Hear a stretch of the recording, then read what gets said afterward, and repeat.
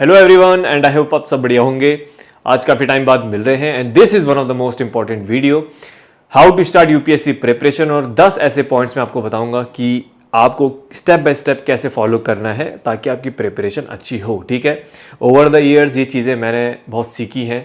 Starting में बहुत सारी चीज़ें इनमें से मैंने नहीं करी थी, बट आप एक बिगनर हो, आपको जस्ट आपने इस फील्ड में एंट्री ली है तो थोड़ा आपको देखो पता होना चाहिए। ठीक है, don't just start abruptly, step by step चीज़ों को लेके चलना। अगर आप एक बिगनर हो, बेसिकली अगर आप एक बिगनर हो या फिर आप ऑलरेडी प्रिपरेशन कर भी रहे हो, अगर बिगनर हो तो please step by step in process को फॉलो करो and trust me, it will help you a lot. Exam के बारे में बहुत अच्छे से समझोगे तब उसको अच्छे से टैकल कर पाओगे।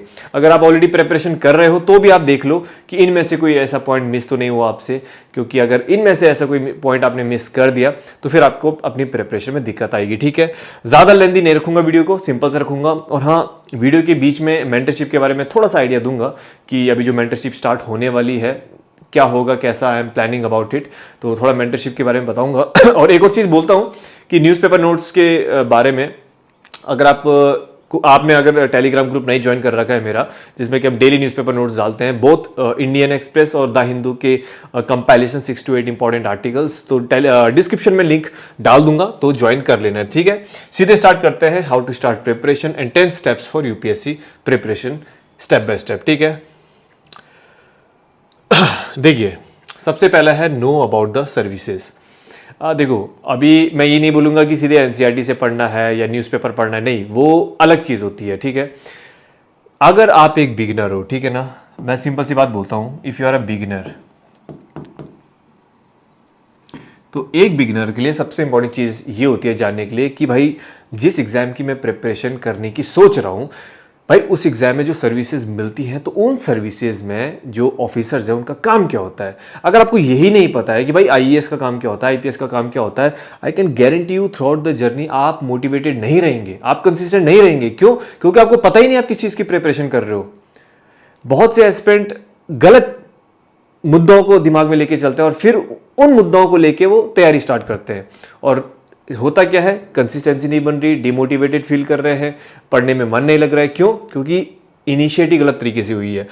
नो अबाउट द सर्विसेज, जो भी आपको बनना है, आईएएस बनना है, आईपीएस बनना है, आईएफएस बनना है, आईआरएस बनना है, उसके बारे में अच्छे से पता होना चाहिए कि भाई इनका काम क्या होता है, ऑफिसर्स का काम क्या होता है। ठीक है ना, सिर्फ बत्ती में घूमना या फिर कॉन्वॉय लेके चलना, ये सब नहीं होता ऑफिसर का काम। ठीक है ना, एंट्री थोड़ी करते रहते हैं दिन रात, एट द एंड ऑफिस में बैठना पड़ता है, एडमिनिस्ट्रेशन वर्क है, ठीक है, पुलिस डिपार्टमेंट है, अलग अलग काम है रेवेन्यू का, तो उनका काम क्या होता है वो जानना बहुत बहुत ज़रूरी है आपके लिए। तो please the first step is know about the services, services में होता क्या है।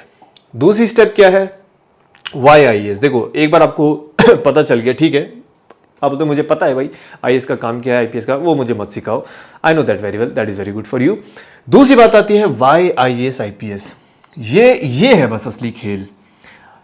99% एस्पिरेंट्स का ये क्लियर नहीं होता, क्लियर कट सी बात है। और उससे देखो, वाई आईएएस आपको पता होना चाहिए कि मुझे बनना क्यों है। ठीक है ना, अब मैं यहाँ पे मैं सबसे बड़ी बात बोलता हूँ, आज की डेट में आई कैन गारंटी 99% का वाई एक इमेजिनरी वर्ल्ड में होता है। ठीक है ना, ये मैं मजाक नहीं बोल रहा हूँ, ये मेरा एक्सपीरियंस है। पिछले एक साल में ऑलमोस्ट 5000 एस्पिरेंट से मैंने बात करी है, कहीं ना कहीं उनका जो वाई होता है वो क्लियर नहीं होता है। बहुत से मुझे तैयारी होके 1-1.5 साल हो गए एंड दे आस्क मी कि मैं अपना वाई कैसे फिगर आउट करूं। मतलब तैयारी को 1 साल 1.5 साल हो गया और अब जाके आप अपना वाई क्लियर कर रहे हो, तो मतलब 1.5 साल तो आपने कुछ नहीं किया। Right from the beginning, day 1 से ही your why has to be clear. अगर जितना क्रिस्टल क्लियर होगा आपकी प्रिपरेशन उतनी आसान होगी, क्योंकि जब भी आप डिमोटिवेट फील करेंगे आप अपना वाई याद करोगे, मैंने स्टार्ट करी क्यों थी प्रिपरेशन, मोटिवेट हो जाओगे। जब भी पढ़ने का मन नहीं करेगा आप अपना वाई सोचोगे, मोटिवेट हो जाओगे। बट अगर आपको वाई नहीं पता है, पढ़ने का मन नहीं कर रहा है, आयुष क्यों बनना है, लवासना जाना है, नहीं होता फिर ऐसे में। ठीक है, मार्केट में फेक मोटिवेशन दुनिया भर का है। अभी 8th 9th 10th क्लास के एस्पिरेंट्स इंस्टाग्राम बहुत यूज़ करते हैं। ठीक है, अब उन्होंने देखा कि भाई आईपीएस ऑफिसर है, क्या बात है, बिल्कुल यूनिफॉर्म के साथ, बिल्कुल गन यहाँ पे रखी है, टशन में चल रहे हैं, मुझे भी आईपीएस ऑफिसर बनना है। That is a big no. अगर ये सोच के तैयारी कर रहे हो तो भैया समझ जाओ अभी भी ये कोई तरीका नहीं होता है। आपने देखा एक ऑफिसर को, भाई अच्छी इंस्टाग्राम में ज़बरदस्त फॉलोइंग है, भाई क्या बात है, मिलियन में फॉलोइंग है, क्या रिस्पेक्ट है, ओ माय गॉड, लोग पागल हो रखे हैं, मतलब उनको अपना हीरो मान रहे हैं, तो मुझे भी IAS ऑफिसर बनना है। ये भी गलत मोटिवेशन है, ये मोटिवेशन नहीं होना चाहिए यार, ठीक है। ये सारा ये सेकेंडरी है, रिस्पेक्ट, पावर, नेम, फेम, ये सेकेंडरी है। प्राइमरी होता है एक विजन, ठीक है ना, एक विजन होना चाहिए कि भाई मुझे करना क्यों है IAS बन के मैं ऐसा क्या काम करूँगा दैट विल हैव वर्थ, कि उसकी कोई वैल्यू होगी, वो चीज़ आपके दिमाग में क्लियर होनी चाहिए। अगर आप सोचोगे ना नेम फेम, तो एक टाइम के बाद भाई क्रिकेटर के पास भी नेम फेम है, सेलिब्रिटी के पास भी नेम फेम है, आप बोलोगे पावर, पॉलिटिशियन के पास भी पावर है, आप बोलोगे भाई वो रिस्पेक्ट, प्रेस्टीज, सोशल वर्क करो, प्रेस्टीज, रिस्पेक्ट सब मिलेगा। आपका विजन जितना क्लियर होगा उतनी आपको आसानी होगी अपनी प्रिपरेशन को कंसिस्टेंट रखने में। ट्रस्ट मी, यहीं पे आधे से ज़्यादा लैग करते हैं वाई IAS, वाई IPS, वो वाई बहुत ज़रूरी है। प्लीज़ इस वाई को क्लियर कर दो। और ये ऐसा नहीं होना चाहिए कि मुझे लबासना जाना है, मुझे एक अच्छी पावरफुल जॉब चाहिए, मुझे अथॉरिटी चाहिए, ऐसा ये सब वाई नहीं होता है, वो प्राइमरी नहीं है, वो सेकेंडरी हो, वो सब फालतू चीज़ें हैं। Why has to be clear, ठीक है। और देखो मैं एक और चीज़ बोलता हूँ, बहुत से एस्पिरेंट, देखो जो आपकी सर्विस है, मतलब आप जब सर्विस में जाओगे 35-40 ईयर्स आपको एक ऑफिस में काम करना है। स्टार्टिंग में फील्ड वर्क होगा, कभी फील्ड वर्क होगा, कभी अलग अलग जगहों पे पोस्टिंग होंगी, तो 30-35 साल आपने एक जो गवर्नमेंट डिपार्टमेंट है, एक क्लोज्ड एक जो एनवायरनमेंट है, वहाँ पे काम करना है। फील्ड विजिट कर लिया, ठीक है, थोड़ा बहुत डिपार्टमेंटल वर्क हो गया, लेकिन अब लबासना में थोड़ी पूरे 30-35 साल काटोगे, वो एक टेम्पररी फेज है, उसको मत ध्यान में रखो। आधे से ज़्यादा एस्पिरेंट बस लबासना के सपने सोचते रहते हैं, यूजलेस है वो सब, ठीक है। वो ट्रेनिंग पीरियड है आपका, वहाँ पे सीखना है, वहाँ पे फिर भी कोई मस्ती करने नहीं जाता है, ठीक है। हो सकता है ये चीज़ कईयों को लगे कि यार you are too harsh, but this is the reality. अगर आप एकदम इमोशनली अटैच हो जाओ किसी चीज़ से, आप प्रिपरेशन नहीं कर पाओगे, ठीक है ना। This exam is ruthless and you have to be ruthless. Be mentally prepared. देखिए मेंटली प्रिपेयर्ड होना बहुत बहुत ज़रूरी है, क्योंकि एक बात मैं बता देता हूँ आपको पहले से ही, अगर आप एक बिगिनर हैं, कम से कम ये मान के चलो कि 2 साल, अगर आप फर्स्ट अटेम्प्ट भी देते हो, कम से कम 2 साल लग जाएंगे आपको एग्ज़ाम क्लियर करने में। और उसके बाद खैर उसके बाद तो चलो आपकी ट्रेनिंग है, वो तो गोल्डन पीरियड है, बट 2 साल कम से कम लगेंगे। और ज़्यादातर मैं अगर एक बात बोलूँ, most of the aspirant second और थर्ड अटेम्प्ट में एग्ज़ाम क्लियर करते हैं। तो यानी कि हो सकता है कि 3 से 4 साल भी लग सकते हैं। तो यहाँ पर मेंटली प्रिपेयर्ड और मेंटली स्ट्रांग होना बहुत बहुत ज़रूरी है। ऐसा नहीं है कि 2-3 महीने की तैयारी नहीं है, ठीक है ना। अप्स एंड डाउन्स आते रहेंगे, कभी लगेगा कि नहीं होगा, कभी लगेगा कि हमारे बस के नहीं है, कभी लगेगा कि ये गलती कर दी। ऐसा फेस हर किसी के लाइफ में आता है तो इससे आपको डरना नहीं है। मैं इतना बोलूँगा कि मेंटली प्रिपेयर्ड के लिए आप 2 चीज़ें कर सकते हो। एक तो मेडिटेशन स्टार्ट कर दो, ठीक है। दूसरा है कि you should read spiritual books, क्योंकि देखो लाइफ में नॉलेज अपनी जगह होता है, लेकिन जो स्पिरिचुअल वेल्थ होती है बहुत काम आती है लाइफ में। ज़्यादा नहीं बोलूँगा इसके बारे में, बट ठीक है, कभी आप सर्च कर लेना इसके लिए अलग से। But you have to be mentally prepared कि भाई अगले 2-3 साल एक लंबी जर्नी है, तो I have to be self discipline. और मैंने अगर एक गोल सेट किया है तो मुझे उस पर फोकस करना है, नो मैटर व्हाट, बाकी सारी चीज़ें अप साइड में। क्योंकि अगर मैंने यूपीएससी की तैयारी स्टार्ट करी है तो I have to sacrifice and I have to come out of my comfort zone, that is the requirement, ठीक है। उसके बाद आता है, अब यहां से बात आता है, देखो पहले के 3 पॉइंट्स मैंने इसलिए बताया क्योंकि इन पे कोई बात ही नहीं करता है। Nobody talks about mental health, कोई बात नहीं करता कि अपना वाई क्लियर करो, बस वाई क्लियर कर दो जी, खत्म बात। लेकिन वो वाई क्लियर कैसे करें, मैं एक बात बोलता हूँ, वो वाई है ना, जो वाई है आपका वाई IAS, अगर ये किसी आपके इमोशन के साथ कनेक्टेड है तो आपका काम बहुत आसान हो जाएगा। Your why has to be emotionally connected. कभी होता नहीं कि यार पास्ट में कोई इंसिडेंट हुआ, या फिर मैंने कोई एक सोशल इशू, यानी कोई भी सोशल इनजस्टिस हो सकता है, या फिर कोई एक ऐसा चीज़ फेस करी है लाइफ में विच हैज़ शेक इन मी, तो उसके बेस पे I can develop my why, मतलब मैं अपना वाई फिक्स कर सकता हूँ। बहुत सारे डिफर करता है person to person, but why has to be something जिससे आपका इमोशनल कनेक्शन हो, that is going to be your good why, ठीक है।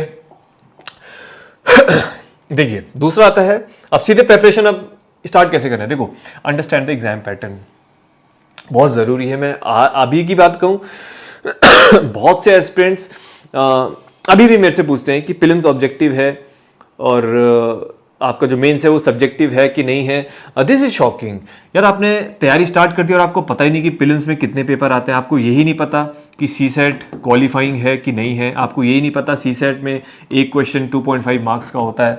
9 पेपर्स होते हैं, 9 में से बहुत कंफ्यूज हो जाते हैं कि ऑप्शनल तो 2 पेपर होते हैं, क्या 2 ऑप्शनल चूज करने हैं। GS 1 2 4 है, ठीक है। फिर जो उसके बाद लैंग्वेज पेपर होते हैं, बहुतों को ये नहीं पता कि इसमें इंग्लिश कंपलसरी है, लैंग्वेज में हम क्या अपनी, ये सब पता होना चाहिए आपको। This is very very important. Prelims में कितने पेपर हैं, कैसे पेपर आते हैं, मेंस में कितने पेपर हैं, कौन कौन से पेपर हैं, क्या उसमें क्वालिफाइंग कौन सा है, आप उनमें से कौन कौन से लैंग्वेज पेपर में कौन सी लैंग्वेज दे सकते हो, ये सब पता होना चाहिए। अगर यही नहीं पता है, फिर ये बेसिक चीज़ें होती हैं, ये आपको फिर परेशान नहीं करेंगी, ठीक है ना। एग्जाम पैटर्न देखो, एग्जाम पैटर्न होना बहुत ज़रूरी है। उसके बाद 2-3 चीज़ें होती हैं, एग्जाम पैटर्न, सिलेबस और PYQ, ये 3 का कॉम्बिनेशन होता है। अगर ये किसी ने अच्छे से समझ लिया तो उसकी प्रिपरेशन बहुत आसान होती है। अब दूसरा होता है मेमोराइज द सिलेबस। अब आप बोलोगे भाई सिलेबस याद करने की ज़रूरत क्यों है। देखो होता क्या है कि प्रीलिम्स का तो चलो बहुत बेसिक सा है, कोई ज़्यादा टफ सिलेबस नहीं है, लेकिन GS 1 2 3 स्पेशली जनरल स्टडीज़ 1 2 3 जहाँ पे हिस्ट्री, ज्योग्राफी, पॉलिटी, इकोनॉमी ये सब आता है, काफ़ी बल्कि है। मतलब कि ठीक है, अच्छे से थोड़ा बहुत एक्सप्लेन कर रखा है GS 1 2 3 का सिलेबस। अब इससे क्या होगा, अगर आपका देखो सिलेबस में ऐसे बहुत से की टर्म्स होते हैं जो कि आप मान लीजिए आपको याद नहीं है, कल को अगर आप मान लीजिए न्यूज़पेपर पढ़ते हो, ठीक है, आप अगर करंट अफेयर पढ़ते हो, ठीक है, या फिर PYQ का एनालिसिस करते हो, तो वो जब की टर्म्स आप फेस करोगे तो आप उसे इग्नोर कर दोगे। आप बोलोगे कि यार ये तो शायद काम का नहीं है UPSC, लेकिन वही चीज़ अगर सिलेबस में है, it becomes automatically important for your exam. Syllabus पता होना चाहिए और मैं कहता हूँ पता नहीं, याद होना चाहिए। हम इतनी सारी किताबें पढ़ रही हैं, दुनिया भर की हम किताबें पढ़ रहे हैं, मंथली मैगजीन 100 पन्ने की है, उसके बाद लक्ष्मीकांत जैसी किताबें 500 से ज़्यादा पन्नों की है, तो क्या हम 3 पन्ने का सिलेबस नहीं कर सकते? Is that too hard? Syllabus अपने साइड में रखो, डेली कम से कम उसकी एक रीडिंग करो, सिलेबस याद होना, टिप्स में पता होना चाहिए। अगर मैं आपसे बोलूँ भाई GS, पहले तो सिलेबस तो फिर भी बहुत दूर की बात है, बहुत से एस्पिरेंट यही कंफ्यूज हो जाते हैं कि GS 3 में कौन कौन से सब्जेक्ट आते हैं, यही नहीं पता होता है। जबकि ऑब्वियसली GS 3 में काफ़ी सारी वेराइटी है, IR है, disaster management, biodiversity, economy, science and tech, यही नहीं पता होता है। सिलेबस ये पता होना चाहिए, साथ में सिलेबस पूरा पता होना चाहिए, उसमें कौन कौन से की टर्म्स मेंशन्ड है।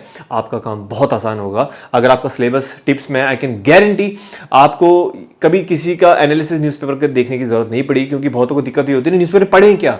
अरे भैया, न्यूज़पेपर में सिर्फ वही पढ़ना है जो भी आपके सिलेबस में मेंशन्ड है, खत्म बात। सिलेबस को अच्छे से पढ़ो, थोड़ा सा उसका एनालिसिस करो।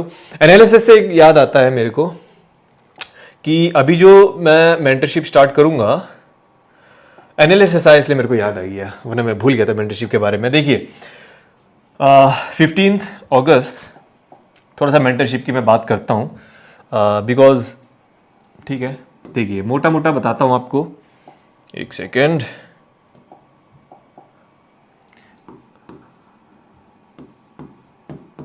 क्योंकि स्टार्टिंग में मैंने इसलिए नहीं बताया क्योंकि मैं चाहता हूँ मेंटरशिप सिर्फ सीरियस एस्पिरेंट्स लें।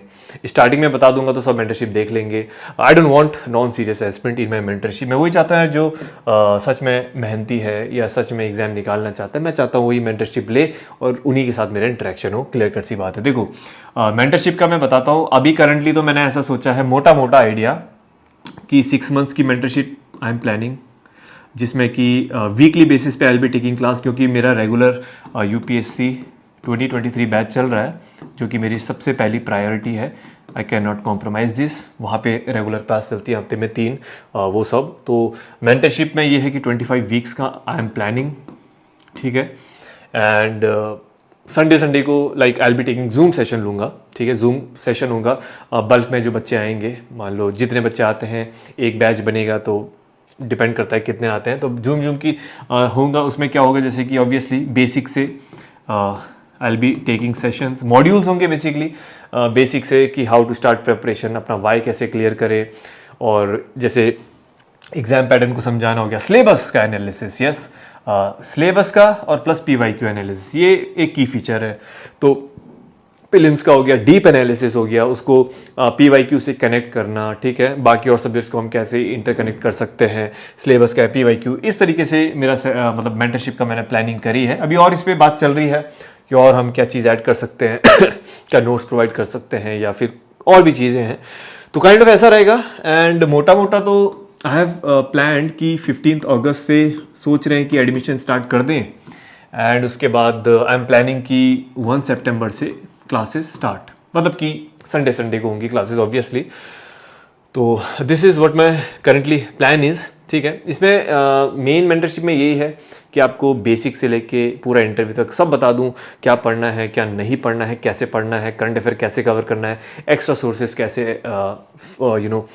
फिगर आउट करने हैं या किनको फॉलो करना है, नोट्स कैसे बनाना है, answer writing sessions, I am planning PYQ analysis, बहुत से रिकॉर्डेड सेशंस मेरे हैं, फिर सिलेबस एनालिसिस को डीप करना है, ये सारा चीज़ हो गया जो आई डोंट थिंक सो कि मार्केट में कहीं पर भी अवेलेबल है। तो that is what is all about mentorship. तो अभी हम इस पर वर्किंग, फिर भी अगर आप में से कोई इंटरेस्टेड होता है, फिर भी मोटा मोटा, तो मेरी वेबसाइट है www.shashanksajwan.com।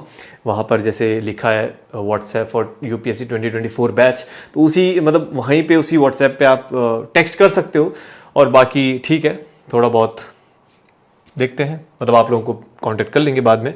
बट वो ये जब वीडियो आएगा इसके रिगार्डिंग एक डिटेल में वीडियो आएगा, तो उसको आप देखना, तो आपको पता चल जाएगा, ठीक है। ये मेंटरशिप खोलने का रीज़न क्या था ये मैं बता देता हूँ, है ना। मतलब ऐसा कोई मेरा इच्छा थी नहीं, क्योंकि बैच अपने में ही बहुत हेक्टिक होता है, बहुत टाइम कंज्यूमिंग होता है। बट होता क्या है कि अभी जैसे हमने बैच खोल दिया था इस साल अप्रैल मई में, तो ऑलमोस्ट मई में एडमिशन हमने बंद कर दिए थे। मई के बाद से बहुत सारे बच्चों के मैसेज आए कि कुछ तो मतलब ऐसा मैकेनिज्म हो जहाँ पे कि हम इंटरेक्शन कर सके आपके साथ। अब इसमें सीन क्या था, सीन ये था कि अभी अगला जो बैच होगा UPSC 2024, तो ये नेक्स्ट ईयर अप्रैल से स्टार्ट होगा, मतलब अप्रैल से एडमिशन स्टार्ट होगा। तो इस जून से लेके नेक्स्ट ईयर अप्रैल तक मैं मतलब एस्पिरेंट से इंटरेक्ट ना करूं और इतने जो हज़ारों में मैसेज आ रहे हैं उनको इग्नोर करूं, वो चीज़ मेरे को काफ़ी खल रही थी।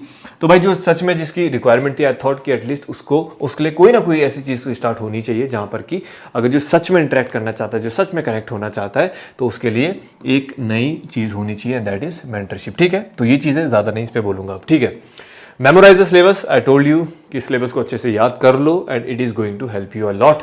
बहुत सारे कीवर्ड्स होते हैं, ठीक है, थोड़ा डिटेल में इसका ओवरव्यू ज़रूर करना, जैसे GS1 है, हिस्ट्री के कुछ टॉपिक्स हैं, उन टॉपिक्स को कितने डिटेल में पढ़ना है, इसको हमेशा PYQ के साथ कनेक्ट करना, ठीक है। दूसरा होता है PYQ का ओवरव्यू। देखो दो चीज़ होती है, एक होता है एनालिसिस, एक होता है ओवरव्यू। मैं ये कहता हूँ कि एज अ बिगिनर, देखो एज अ बिगिनर, अरे यार ये क्यों खुल जाता है बार बार, ठीक है। देखो एक होता है ओवरव्यू मतलब कि ऊपर ऊपर से देखना, ठीक है ना।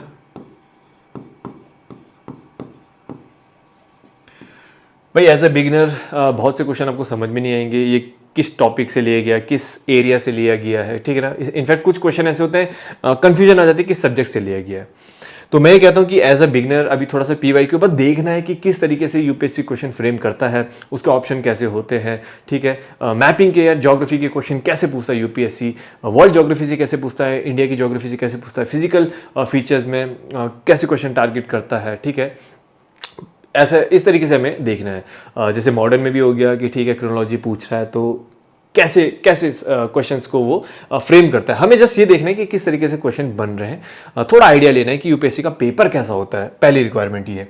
दूसरा होता है एनालिसिस। देखो एनालिसिस अभी आप नहीं करोगे, एनालिसिस तब करोगे जब आप NCERTs पढ़ना स्टार्ट करोगे, ठीक है।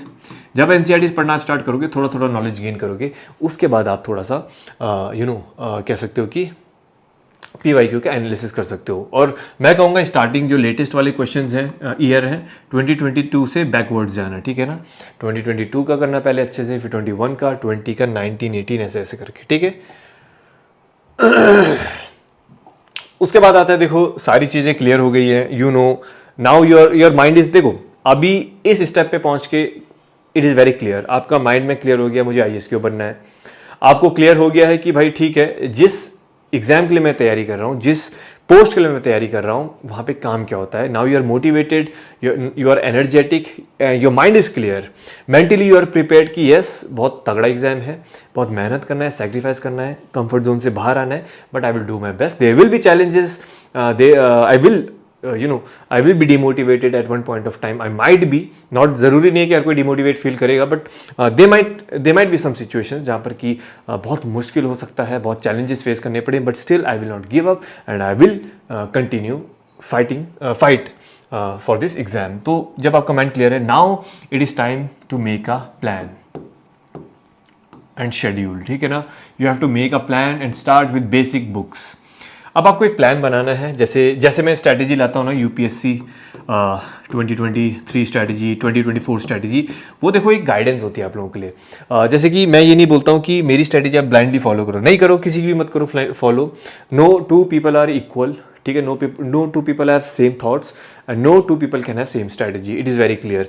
मैं स्ट्रैटेजी एक यूनिवर्सल बनाता हूँ कि क्या होना चाहिए, मतलब आपको पहले क्या करना चाहिए, फिर क्या करना चाहिए, उसमें आप अपने चेंजेस कर सकते हो कि ठीक है, अगर आपको लगता है कि नहीं यार यहाँ पे मैंने मतलब ठीक है, आपने वीडियो देखा, आपने कहा यार इन्होंने एनसीईआरटी को ज़्यादा टाइम दे दिया, मुझे नहीं चाहिए, तो आप कम कर दो टाइम। आपको लगता है कि आंसर इन्होंने थोड़ा सा लेट कर दिया है, मैं थोड़ा वीक हूँ तो मैं थोड़ा पहले करना चाहता हूँ, कर सकते हो। वो एक जैसे एक आइडिया होता है, you can make changes in that, ठीक है। तो प्लान होना बहुत ज़रूरी है। अगर आप 2023 को दे रहे हो तो आपके पास प्लान होना चाहिए, ठीक है, कि कब मैंने ऑप्शनल कंप्लीट करना है, कब स्टार्ट करना है, आंसर राइटिंग कब से स्टार्ट करनी है, ठीक है, कितने मॉक्स लगाने हैं टोटल, सब कुछ क्लियर होना चाहिए, कौन सी मेरी बुक लिस्ट होनी चाहिए, ठीक है, और रेफरेंसेस सोर्सेज क्या होने चाहिए, ये सब इट हैज़ टू बी पहले से ही क्लियर। ऐसा नहीं है कि आज इस हफ्ते आप प्लान करोगे कि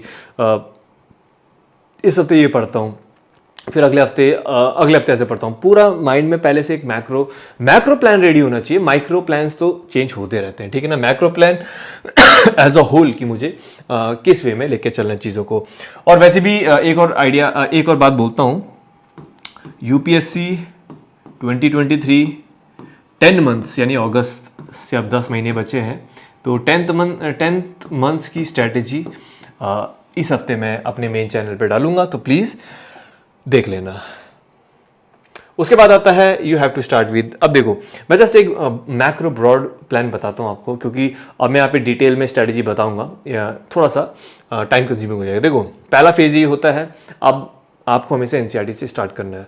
अगर आपका बैकग्राउंड आर्ट्स में है तो वो एनसीईआरटीज ठीक है, अगर आपकी किसी सब्जेक्ट में कमांड अच्छी है आप स्किप कर सकते हो कुछ बेसिक एनसीईआरटीज। आप एक साइंस बैकग्राउंड से हो तो आपको सारी एनसीईआरटीज पढ़नी है। सारी एनसीईआरटीज मतलब जो हमारे सिलेबस में, अब आपको पता है, देखो अब मैंने पहले बोला था सिलेबस अच्छे से पढ़ो, तो now you need not to ask me कि एनसीईआरटीज कौन सी पढ़ूं, आपको पता है सिलेबस में क्या है, हिस्ट्री है, ज्योग्राफी है, पॉलिटी है, इकोनॉमी है, ओके, आर्ट एंड कल्चर है, ठीक है, थोड़ा सा साइंस है, वो एनसीईआरटीज पढ़नी है। इट इज़ वेरी क्लियर, ठीक है, पहली चीज़। दूसरा है newspaper is very important. Day 1 से ही न्यूज़पेपर पढ़ना स्टार्ट कर दो, बिकॉज अगर आप बिगनर हो, आपको दिक्कत होती है न्यूज़पेपर में, तो 3 से 4 महीने आपको लग सकते हैं समझने में डिटेल में।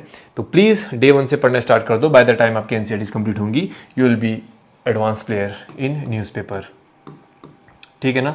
और एक और बात बोलता हूँ, न्यूज़पेपर के नोट्स हम डालते हैं, बहुत ज़बरदस्त नोट्स डालते हैं।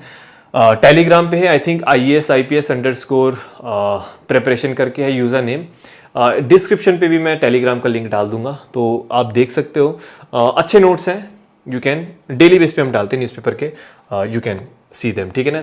एनसीईआरटी पे ऑलरेडी मैंने वीडियो भी बना रखा है, कौन कौन सी एनसीईआरटी पढ़नी है विद इमेजेस, आप मेन चैनल पे जाके वो वीडियो देख सकते हो, ठीक है। तो इट इज़ क्लियर। अब मान लीजिए आपने एनसीईआरटीज पढ़ ली है, आपका न्यूज़पेपर भी चल रहा है, उसके बाद obviously standard books and answer writing plus obviously मॉक्स।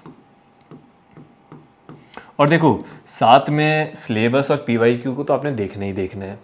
Everyday थोड़ा बहुत गो थ्रू करना ही करना है पीवाईक्यू और सिलेबस को, बाकी सारी चीज़ें चलती रहेंगी। उसके बाद देखो एनसीईआरटीज कंप्लीट हो जाएंगी, तो उसके बाद आपको स्टैंडर्ड बुक्स पे आना है, ठीक है। स्टैंडर्ड बुक्स ये कौन कौन सी बुक्स हैं, इस पर भी मैंने ऑलरेडी बुक लिस्ट बना के डाल दी है, तो आप उसको भी गो थ्रू कर सकते हो। करंट अफेयर पे भी मैंने डाला है, वो भी गो थ्रू कर सकते हो। उसके बाद आंसर राइटिंग, वैसे देखो सारे हर एक टॉपिक पे मैंने अलग से वीडियो बना रखा है, लेकिन मैं बोलूँगा आंसर राइटिंग स्टार्ट करने का तरीका होता है, सबसे बेस्ट तरीका होता है एनसीईआरटी के जो बैक क्वेश्चन है पहले उनको सॉल्व करो, ठीक है। उसके बाद आप जो पीवाईक्यू मेंस की सॉल्व बुक आती है उसको आंसर लगाना स्टार्ट करो, क्योंकि देखो मैं वही कहता हूँ, आंसर राइटिंग पहले उसी चीज़ की करो जिसके सॉल्व आंसर्स आपके पास हैं। अगर आप किसी क्वेश्चन को की आंसर राइटिंग लगाते हो, आपको उसका मॉडल आंसर नहीं पता है, तो फिर आप आंसर चेक किससे कर पाओगे, ठीक है ना। तो ये भी बहुत ज़रूरी चीज़ है। एंड उसके बाद आप जैसे कि सिक्योर सिनॉप्सिस हो गया इनसाइट का, या फिर मेंस 365 हो गया, वहाँ से क्वेश्चन आंसर को पढ़ के आंसर राइटिंग लगा सकते हो, अपने आंसर्स को मैच कर सकते हो, ऐसे करके एनालाइज करके धीरे धीरे इंप्रूवमेंट होगी। तो ये आपका सेकंड फेज होगा, ठीक है।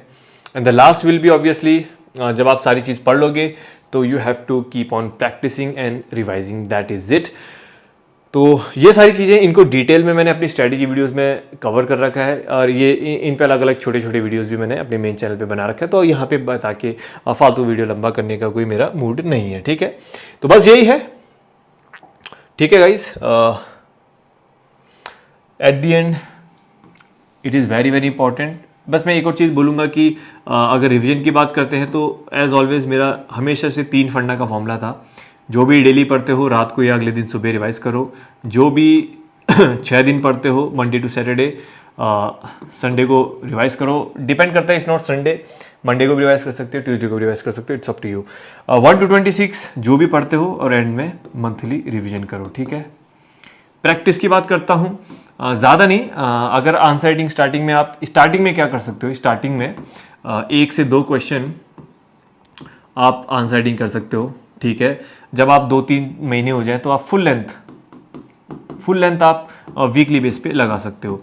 मॉक्स की बात मैं करता हूँ, कम से कम मेरा मानना है कि 50 मॉक्स तो आपको लगानी चाहिए। और अभी से 1 महीने में 1 मॉक भी लगाओगे, महीने के 4 हो गए, तो आई थिंक ठीक है, 10-12 महीने में आप 50 मॉक लगा लोगे। और हफ्ते में 1 ही लगाना है, तो प्रैक्टिस आपकी अच्छी खासी होगी।